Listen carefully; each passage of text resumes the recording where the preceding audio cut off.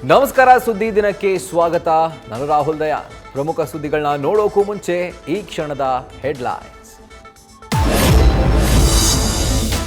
ಪ್ರಚಾರದ ವೇಳೆ ಸಿಎಂ ಭದ್ರತಾ ವೈಫಲ್ಯ ಕೇಸ್ಗೆ ಟ್ವಿಸ್ಟ್. ವಿಚಾರಣೆ ವೇಳೆ ಗನ್ ರಹಸ್ಯ ಬಿಚ್ಚಿಟ್ಟ ಕಾಂಗ್ರೆಸ್ ಕಾರ್ಯಕರ್ತ.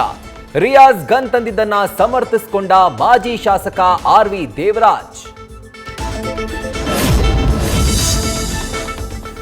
ಮಂಡ್ಯದಲ್ಲಿ ಮೈತ್ರಿ ಅಭ್ಯರ್ಥಿ ಮಣಿಸಲು ಕೈಪಡೆ ರಣತಂತ್ರ. ಒಕ್ಕಲಿಗರ ಕೋಟೆಯಲ್ಲಿ ಪಾರುಪತ್ಯ ಮೆರೆಯಲು ತ್ರಿಮೂರ್ತಿ ಅಸ್ತ್ರ. ರಾಹುಲ್ ಗಾಂಧಿ ರಮ್ಯಾರಿಂದ ಮತಬೇಟೆಗೆ ಪ್ಲಾನ್.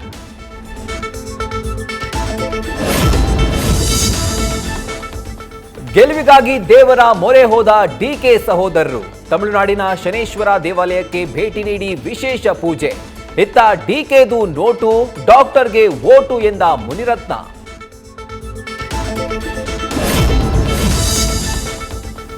ಮಂಡ್ಯದಲ್ಲಿ ಒಕ್ಕಲಿಗರ ಮತ ಸೆಳೆಯಲು ಮೈತ್ರಿ ಹೊಸ ತಂತ್ರ. ಯುಗಾದಿ ಹೊಸ ತೊಡಕು ಹೆಸರಲ್ಲಿ ಭರ್ಜರಿ ಬಾಡೂಟ. ನಾಳೆ ಬಿಡದಿಯ ಎಚ್ಡಿಕೆ ತೋಟದ ಮನೆಯಲ್ಲಿ ಸಂಭ್ರಮ ಸಡಗರ.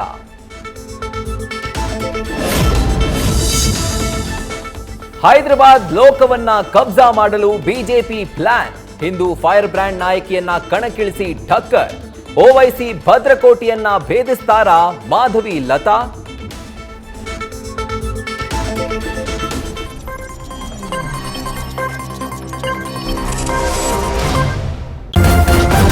ನ್ಯೂಸ್ ಫಸ್ಟ್, ನಿರ್ಭೀತಿಯಿಂದ ನಿಮ್ಮ ಪರವಾಗಿ.